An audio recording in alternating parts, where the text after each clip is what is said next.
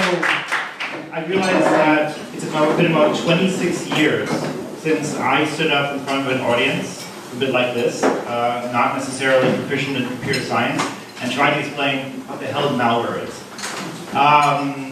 So after 26 years, I'm trying it again. Thank you very much for inviting me to this event. This was fantastic. Actually, it will be fantastic once I'm finished. But I was very nervous when I did the first talk. You can imagine, there was probably twice as many people as we have here. I had to do the talk in German, and I'm not a German native speaker. And so that was actually becoming very, it was a nervous thing to do. The person who pushed me into doing this was my professor, Cohen. About 2 years before that event where I talked to him, we started a project called the Virus Test Center at the University of Hamburg. And that was a very successful project. It kind of set the tone for a lot of my research. Unfortunately, Klaus Bernstein passed away last year. He would have been 79 years of age tomorrow. And so that for me and a lot of people who are involved in the Virus Test Center project, that's a very tragic thing. I don't want to belabor that too much, but hang on, I have some props. So just in memoriam of Klaus Bernstein, that was my mentor. That's a very sad note. We should probably do something a little more upbeat than that. So why did I get into computer security? And it was very much to do with Klaus Bernstein. I knew that I was going to be doing something in computer graphics. I just totally knew that. I was into set design, theater. My father was an industrial designer. My family generally is more artsy, so I'm kind of like the black sheep of the family here. But I passed by this lecture that this guy was doing at the university, and it was packed, and the guy was riveting. And he showed me that, and I joined that lecture, he showed me that this was a really interesting subject to be studying, and he showed it to me within like a couple lectures. And usually lectures at the university are pretty dull. This was not dull. And that experience has kind of accompanied me over the rest of my career.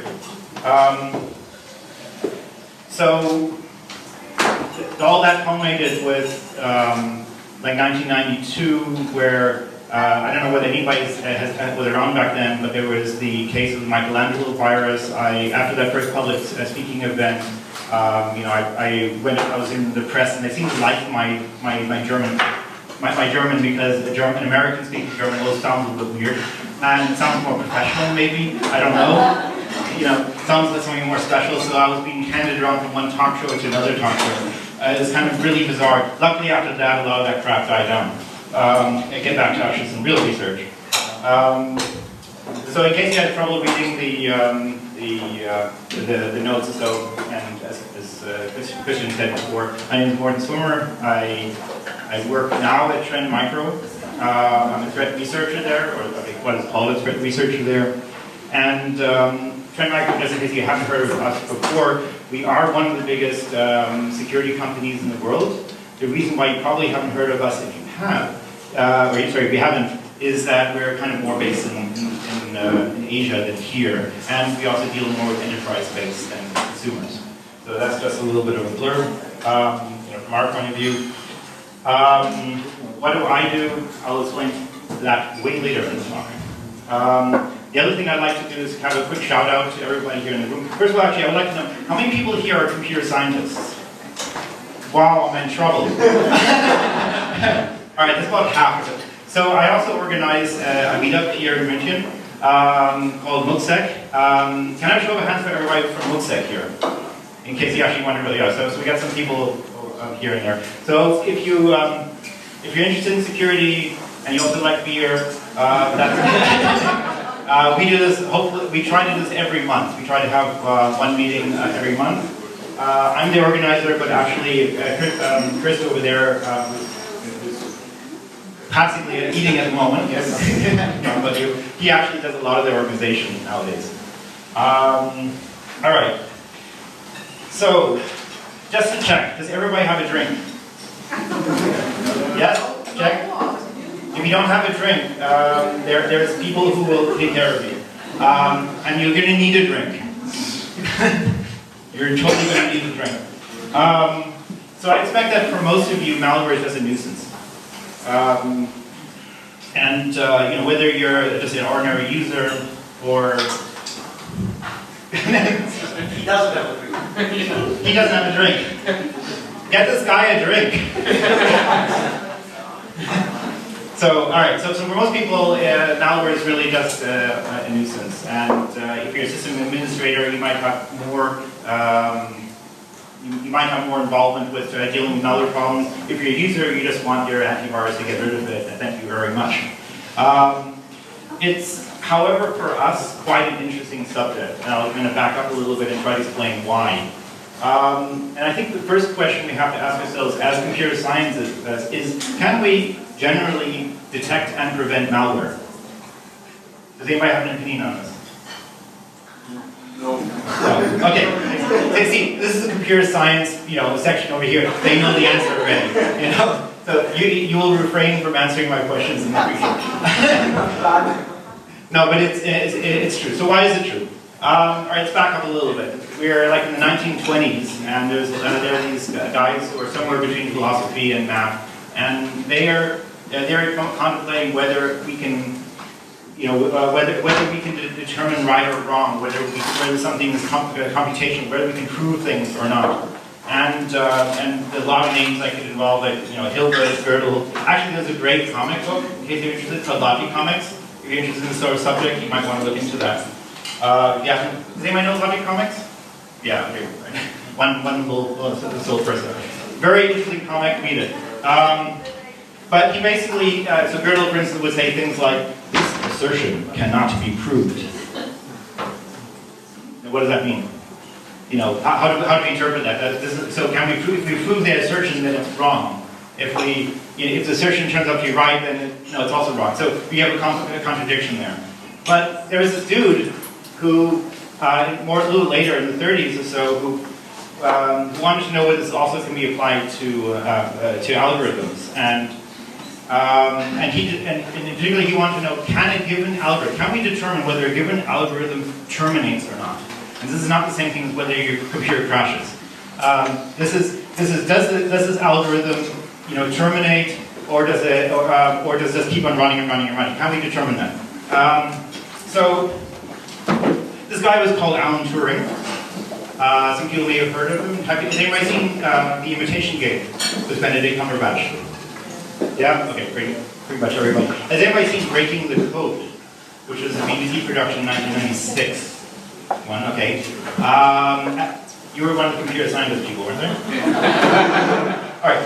Which one did you think was better from that? The second one. Oh, you didn't see Imitation Game. Okay. All right. So Derek Jacobi has this fantastic speech somewhere in the middle of that of the Breaking the Code film that explains really beautifully, and as accurate as you possibly can for a layman, what all this crap I'm talking about is about. So if we had a screen, if we could show that little clip, that would be great. I'm not going to do that now, but definitely worthwhile going there. And it turns out somebody put it on YouTube. So you can always look at it there. But let's go back to Turing. So Turing created this halting problem. He proved that, in fact, we cannot determine whether an algorithm will terminate or not, and that will lead us to some interesting insights into malware at the moment. But just as a byproduct, I should mention all that research that he did in the process of looking into computational models and later on, of course, like the Imitation Game, it was breaking the enigma. All that really led to the computer that we use and love today, like the iPhone. That similar idea. That model is somewhere in here. So, as the first toast of the day, I'm going to propose. We toast to basic computer science research. Toast. What do you say, group theory? Might have to take that out later on with group theory. All right. So the halting problem, let's get back to the halting problem. That, now that applies to all languages, that applies to all languages, that's kind of important. Maybe we'll get into it later on if we still have time. But the key thing is that it basically tells us that we can't really determine anything interesting about any given algorithm. And there was this guy then a lot later on in 1986 called Cohen, who then was able to map the problem, what he called the virus characteristic, or the virus problem, to the halting problem. And doing this mapping, he then proved that it is impossible to create an algorithm that can always find that virus property. This kind of goes for a lot of different other properties, but the virus property is one of the important ones.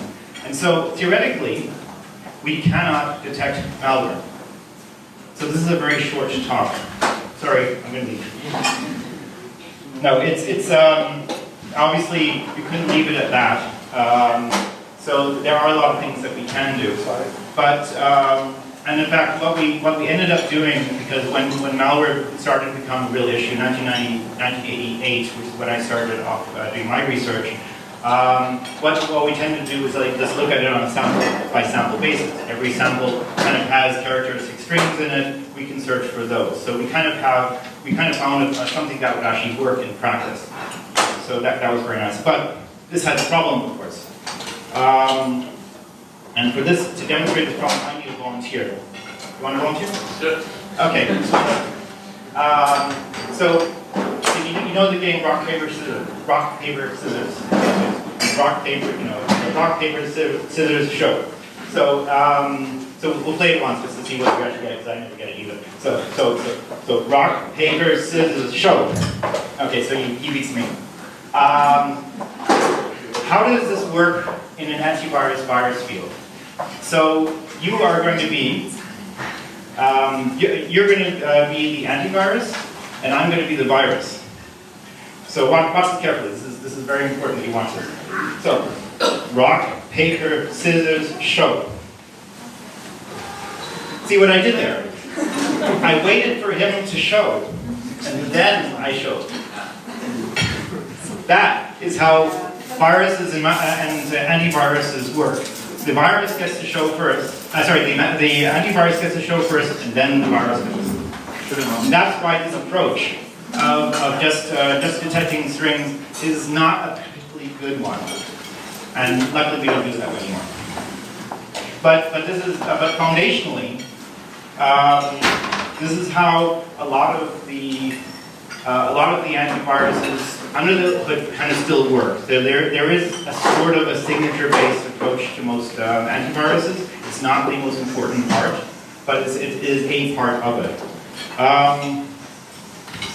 So we were, way back then, it was actually more viruses than the general category of malware. So we looked at viruses very specifically. In fact, I looked at viruses in the virus test center. It was called the virus test center, after all, very, very carefully.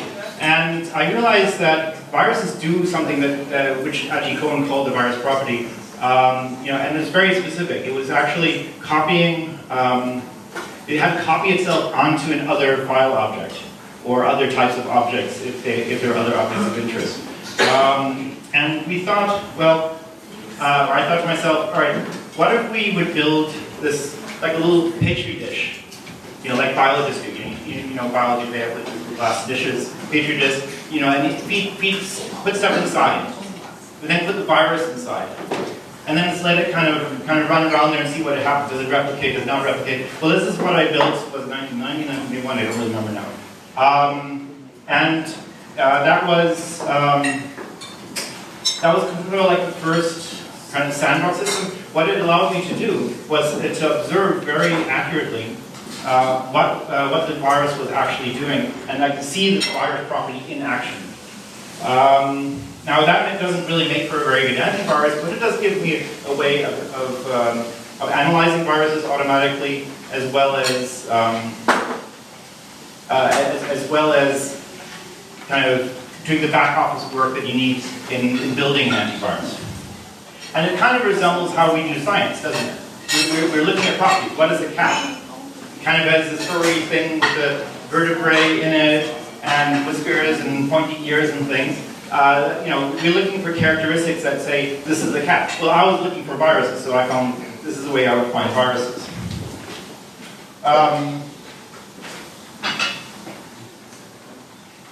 So that was like one interesting approach that we ended up with.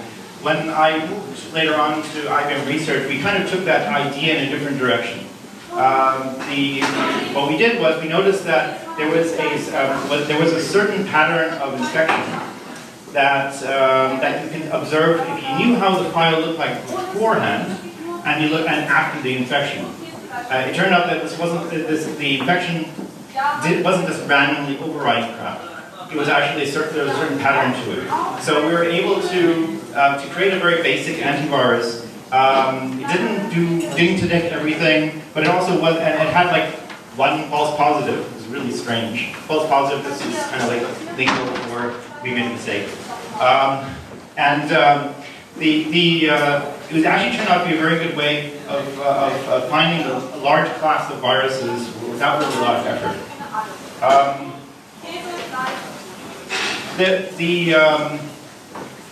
At the same time, in a lot of academic research, people, and there wasn't actually a lot of academic attention on the subject at the time, but at the time they were looking at viruses as being kind of an integrity problem. And the difference between what we were doing and just plain old integrity problem. So integrity basically means, okay, the program has changed, therefore something bad must be going on.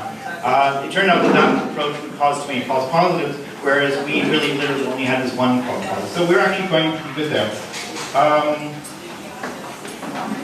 And like my early sandbox problem, we actually had found a way that was reasonably good at detecting viruses.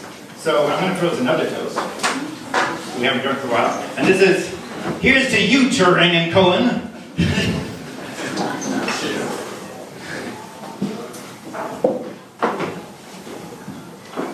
So,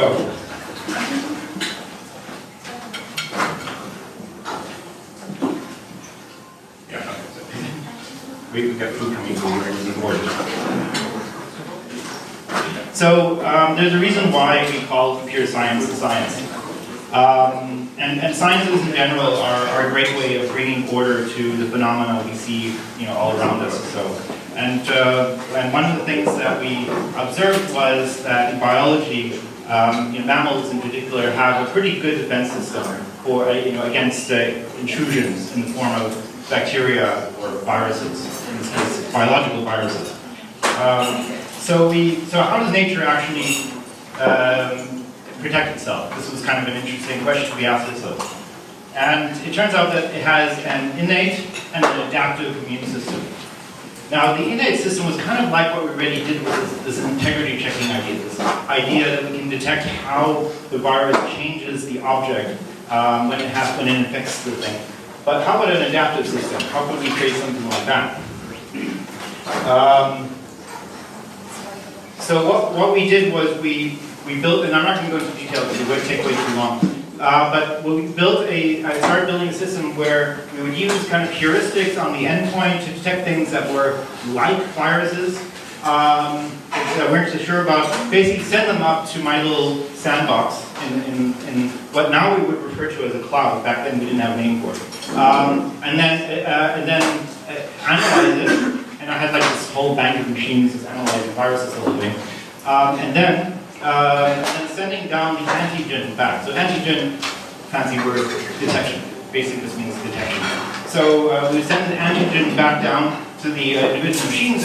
And if you think about how the the adaptive immune system works, if it detects an infection, one thing will happen is, oh, there's something weird going on. I got, I pricked my arm or something like that.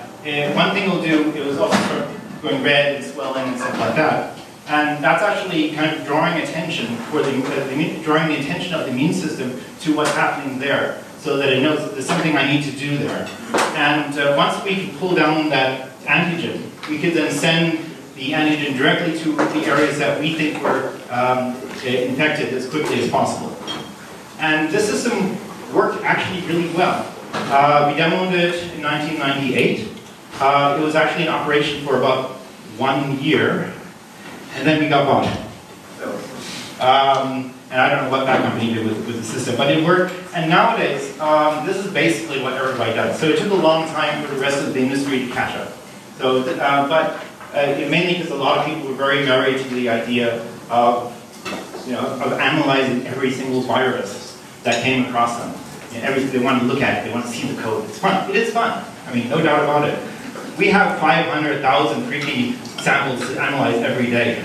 There aren't that many people that we can put against this problem. So it would not work today, so nobody does it this way. And in fact, nearly everybody does it exactly to the blueprint that we set out in 1998. So that's kind of how we did. We're all basically mimicking, to some degree, both the innate and the adaptive immune system, to a varying degree. Because most people don't actually make a big thing of being a biological analogy. And that's very typical of our industry, because we just want things to work. Customers don't really care how we do it, they just want it to work. So that was back in 1998. Now we're in 2016, but every company does it. So I'm just going to say, let's toast to biological analogies.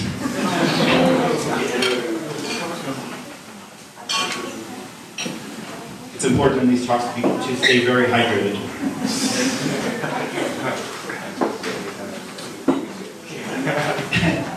Meanwhile, I'm running out of time. Let me see. I'm going to go a little bit faster, sorry about this. So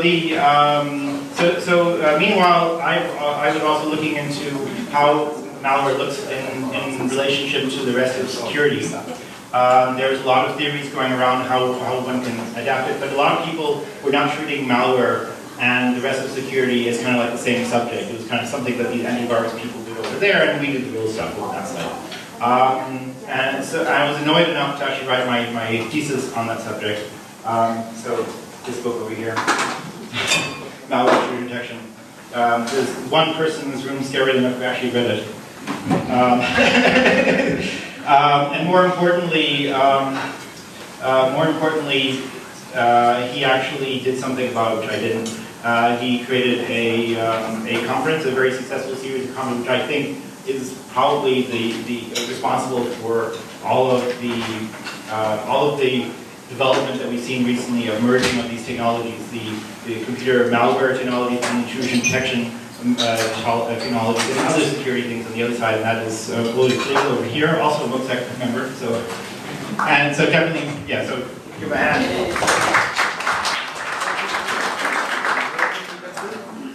The ideas that I've had in here were also biologically inspired. There's so I developed something I called the danger model, which I just copied from some biologists. A biologist called Polly Matzinger. If you think, if everybody thinks that scientists can be dull, you really have to read Polly Matzinger's biology. They might know Polly Matzinger. Any biologists in the room? One? You know Polly Matzinger? Oh yeah, okay. So you know her story, right? Jazz musician, Playboy bunny, and head NIH. That is a career path. So that was very, very cool.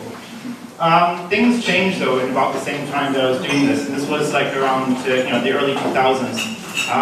Criminals suddenly discovered that they could make money with malware.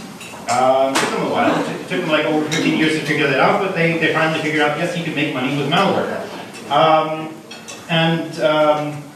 That led us to have to start thinking about way more complex models, because they were not just using computer viruses anymore, because those were cool, but they didn't make money. They had to start using Trojan horses and a lot of things, a lot of exploits, a lot of other technologies that they had to use. And they also had to start hiding themselves better. So malware, viruses long time ago already had forms of encryption in it to prevent us from being able to analyze it easily. But they took that to the next level by basically having like one-off encrypted malware. So the algorithm that they used to encrypt it was not in the actual code. We would have to reverse engineer it externally. Makes our life a lot harder. So that's kind of cool. That's also not cool. it is kind of cool that you can actually take the same object and represent it in completely different ways, and it'll still run. That is a cool element of it. The uncool is, it makes a lot more work for me. The other problem that we were facing is that a lot of malware became multi-stage. So you just get like a tiny little downloader as your first stage. That would then download, it would look at around your computer and say, oh, I think you need this malware component. It's like an automatic delivery system. It's Microsoft update, but without involvement.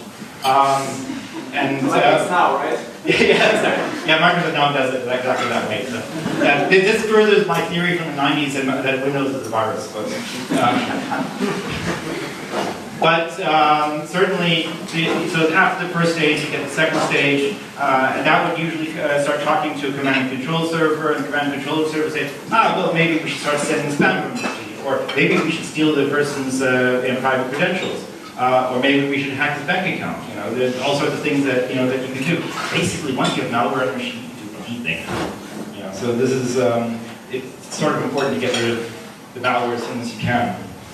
There is no such thing as an unimportant user. Everybody is important. So everybody's a part of our collective defense mechanism. It's a bit like vaccination. Vaccination doesn't work as well unless everybody actually does it.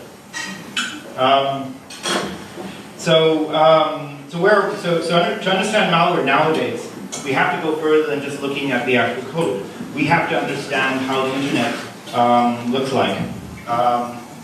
We have to kind of know where the dark alleys are, where the black sheep amongst the flock of white sheep are. I'm sorry, that's not meant to be racist. The other problem that we're also facing is that malware has become more targeted than it ever was before.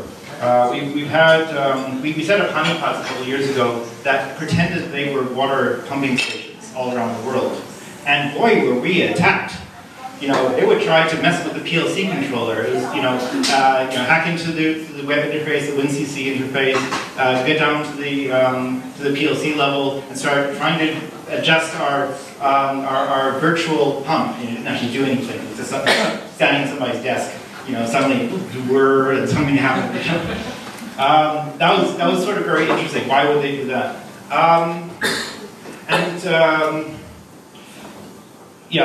So we see more of those sort of targeted attacks. The other thing is, if you think back to bank robbers like Willie Sutton, when he was asked why he robbed banks, he said, well, that's because that's where the money is. So what we see now, yes, well, he said it was pretty obvious. He wasn't going to try and make a pithy remark that was just obvious. So for a long time, we've had this problem of bank skimmers. I don't know whether you've ever seen these before. The bank skimmers are things you put in front of the card reader. They usually have little cameras and stuff on the top as well, blah, blah, blah. And basically they're stealing your credentials. I'm going to tell you that's really boring. Okay, so it should tell you to look at your ATM machines really carefully before you trust them. But I'm going to tell you that's really boring because we now have noticed this year we started the first ATM malware that infects ATM machines. And even though that's not very widespread yet, the fact that they exist is worrying. And we also saw just recently in February there was an attack against the Bangladeshi Central Bank where they stole. Willie Sutton would have been proud if he could have gotten that much money. To make matters worse for us, governments have started to get into the action. Governments have been targeting malware against individuals, against companies, and they operate at a way higher level of sophistication. And you say, well, okay, the governments, they're nice, they got to do what they got to do. Wrong. The problem that they're facing is they're tying up our resources in antivirus companies that we probably should be spending doing some other stuff. And because of this higher level of sophistication, they're giving malware authors, malware writers, completely new ideas about how to construct malware. And so, that's causing a big problem. Basically, when we all kind of lose when governments start getting into the malware act. Very, very nasty for us. Luckily, in my company, we're pretty neutral when it comes to world politics, so So we don't run into these problems where the government kind of will say, please do not, please do not detect this malware. Well, we don't have that issue. On the positive side, Windows has actually gotten a lot better as far as security goes, which is nice. The problem is not really the Windows operating system, but it's the person behind it. Luckily, we're going to have a Christian later on telling us a bit more about that, or actually more like a demo or so. But I'm looking to the social scientists and the psychologists out there to please tell me what to do, because this is one aspect that I've not been able to do very much about, so far at least. How to reprogram humans so they don't click, you know. I get this email, oh, I gotta click that, you know, and then no. You know, and that's kind of tough to break. I keep on thinking I should invent like a keyboard that gives you electroshocks every time you want to click on something. I think that would work actually. But we're moving toward a more software-oriented environment. I'm sorry, I'm nearly finished, so don't worry about it. He's getting nervous over here. He's running out of drink, actually. That's the problem.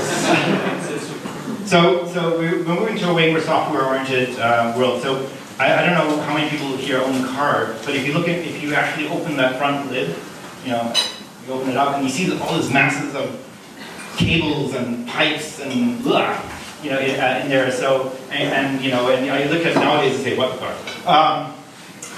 Now you look at a Tesla. You open up this front flap. Well, there's nothing in there. Look at the back one, there's nothing in there either. It turns out that the motor is like this watermelon-sized thing, which is really just rotor and very, very simple. For that, it has a supercomputer somewhere underneath the dashboard. You know, you think that these iPhones and so are sophisticated. You think that the mainframe computer that the university has is sophisticated. You got to see what's in the Teslas.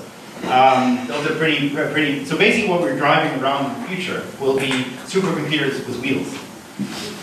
And that is sort of worrying when you come from a malware point of view, because okay, I'm not going to just Tesla. They've done a fantastic job of trying to mitigate these problems. They invite people. They have some of the top-notch hackers actually looking into their systems. But once we're going down this direction in many different ways. If you look at like quadcopters, why are quadcopters so popular?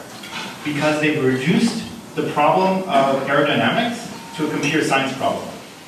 You know, all they need is a G-stability sensor for rotors and an algorithm, and the thing flies. If you want to fly an airplane, you got to know something about aerodynamics. That's hard. But quadcopters, oh, that's easy. You know, you just does machine learning if you really need to. If it falls down, get an algorithm. And a lot of the technology that we're dealing with is going in that direction, and we have, like, here, what do I have in my pocket here? So I have a sensor, a little Garmin sensor, and there's another Garmin sensor here too, and a flashlight and things like that. And there's actually a microprocessor in this flashlight. Why? It's a little PIC processor. I actually know why, but it's probably planted there by the NSA. So we're actually creating around us through the phone and through those devices, we create a little personal area network. Sounds cute, personal area network. But it actually means that we're kind of walking down the streets and we're kind of just a network. We're like a little cloud, walking down the street. And with all this networking, we don't have models in computer science yet to deal with this type of complexity and security. We have to consider that the mammalian immune system, the largest organ in a mammal is its immune system. It's not only one organ, but you count all the cells and put it on a scale. Don't do that at home. You will find that that's actually your largest organ. And I think the problem that we have in computer security is that we're not probably paying enough attention, putting enough resources into solving a lot of the problems. And when I joined Professor Bunstein in the Virus Test Center, he was very adamant that we have to look at the holistic view of security. We can't look at our tiny little puzzle piece. We have to look at the whole picture and how it fits in with our lives. And he set me down this path, the last 30 years approximately, which has been way more fascinating than I thought. I haven't gone back to doing set design of theaters and stuff like that, because up to this day it has held my fascination. And I'd like to end this talk with a toast to Professor Bunstein. Cheers. Cheers. And thank you very much.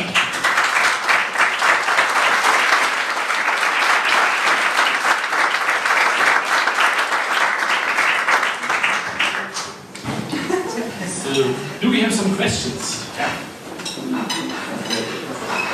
I can shout. Oh, you can shout. My gosh, you can shout.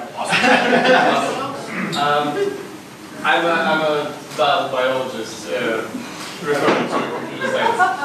But can we make the viruses our friends?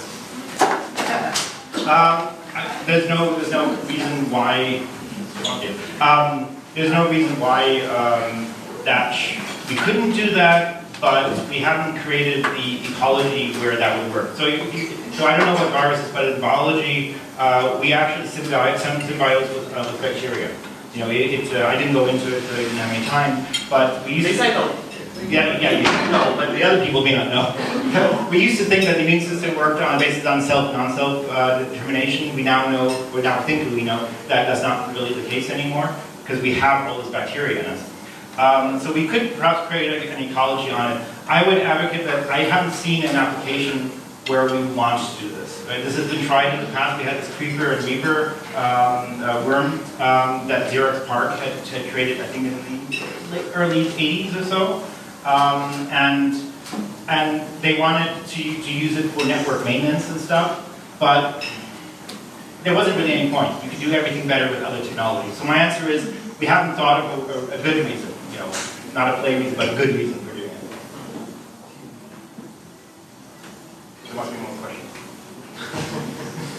If you don't have a question, drink beer, and then you'll have a question. Yes, go ahead. So if a normal, a layman, consumer, asks you for that one big advice to protect himself from malwares and viruses, what would that advice be?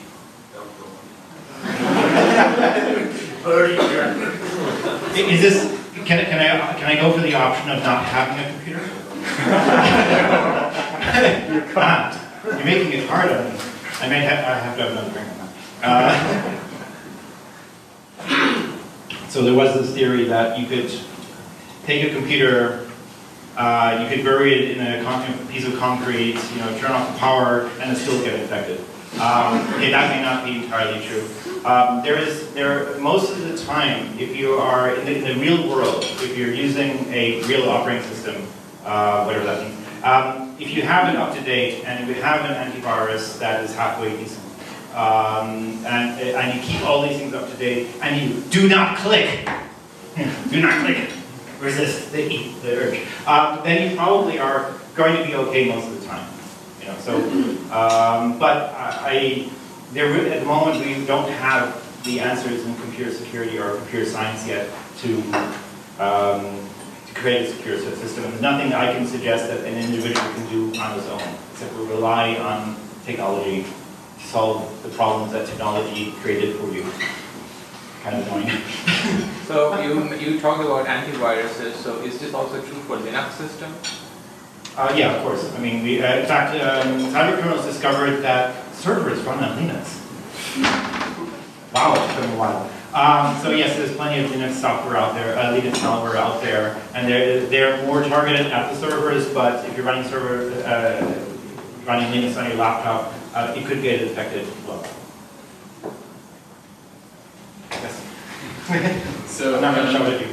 So I'm also a computer scientist, but I would like to know more about the social perspective of hackers. So, do you know people who actually create a virus? Or not really, because I want to know what's their motivation about it. And that's it. Motivation sensitive. Yeah, okay. So why are they doing this and not doing research, for example? All right, so you have to remember that. So the answer is complicated because there are many different motivations. and many situations to take into consideration. A lot of the malware we see seems to come out of the Eastern Bloc, where people may not have as many viable alternatives to writing malware. I mean, and in fact, we keep, every once in a while we see malware code on GitHub because they seem to see perfectly normal to exchange ideas, so using GitHub. GitHub, by the way, for a non-computer scientist is a source code control system that is public.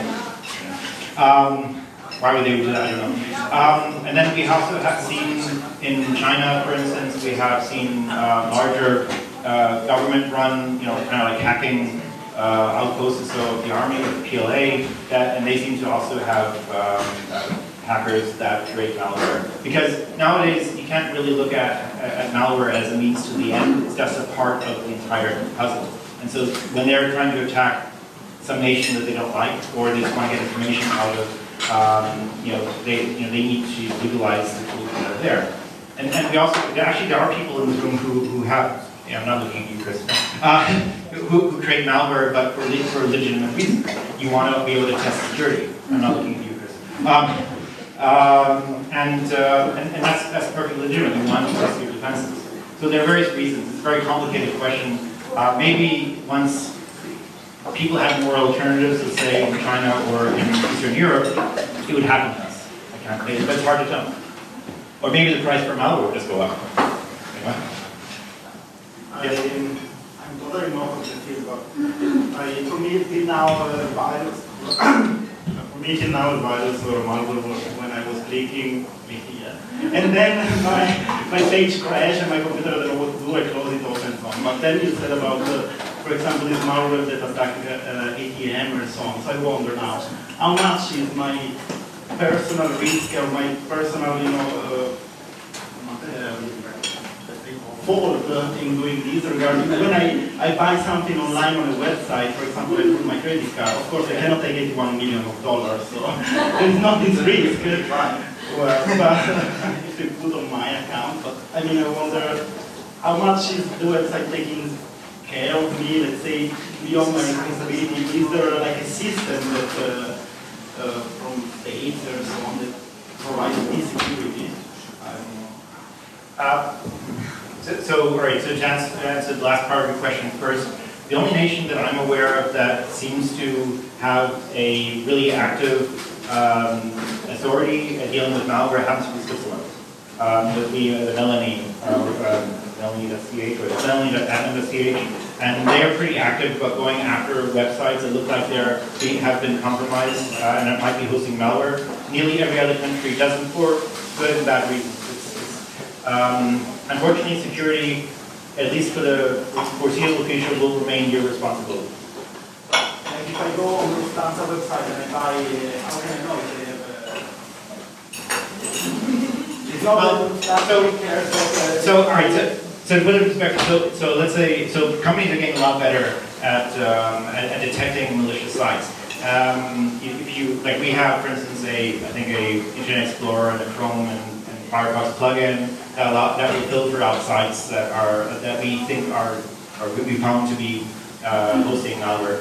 Google does the same thing. So if you go to Google nowadays, in fact, you can actually highlight links in email that tell you, okay, you don't really want to click on this. If you want to, you can, but it's red. Red means bad. Don't click on it. And so if you click on it, it's your own fault. And often it'll pull you through one extra page in between. So we're getting better at these things. But ultimately, there's still other ways that how it can get inside. There are these little devices, that I have here, that if they would get infected, I have no idea how they even disinfect these things. If once the malware locked me out of it, there's nothing I can do. So it's not a solved problem by all means.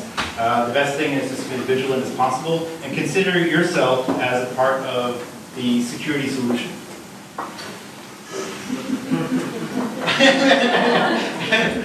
Okay, if not, then you're a part of the security problem.